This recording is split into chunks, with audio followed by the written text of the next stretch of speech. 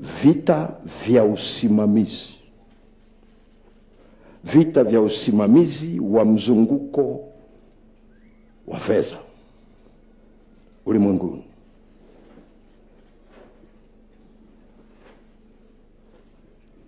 Katika mifumo ya uchumi. Vita vya usimamizi wa mzunguko wa fedha ulimwenguni.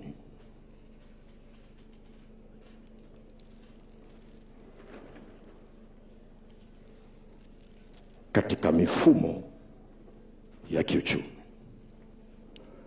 Vita au changamoto, kwa wale walioandika changamoto ya usimamizi wa mzunguko wa fedha ulimwenguni katika mifumo ya uchumi.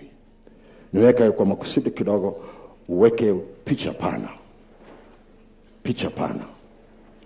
Tunapoangalia, nilizungumza siku ya kwanza, nilizungumza siku ya pili kwamba changamoto hizi si za nchi moja.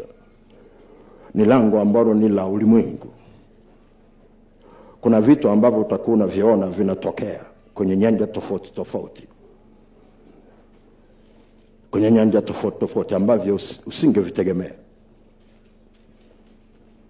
Na ndio maana unahitaji maandalizi ya Mungu chini ya ufalme wa mbinguni ili ukuandae kwenye maeneo tofauti tofauti. Kama nilivyosema, Mungu ana watumishi wengi sana ambao anawapa vitu tofauti tofauti kwa ajili ya kubeba. Mungu akupi kila kitu ili upate muda kila anachokupa ukifanyie kazi ya kutosha. Kwa sababu ukitaka kuzungumza kila kitu utakuwa unazungumza bila kuingia ndani kwa sababu huna muda. Lakini Mungu anagawa kama vile ambavyo headmaster anavogawa masomo kwa walimu, vitu vya kufanya kwenye shule. Ile kwamba huyu anafundisha physics haina maana hajui hesabu. Ile kwamba huyu anafundisha jiografia haina maana hajui historia. Ni mgawanyo wa kazi.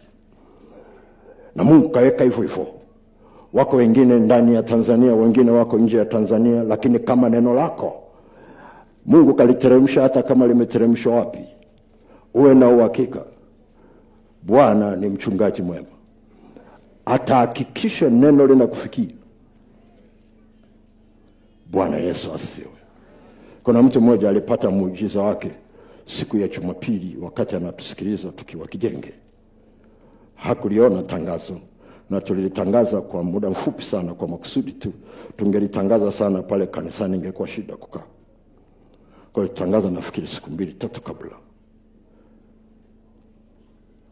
Wale wa Kijenge walikuwa wanajua kwa muda kidogo.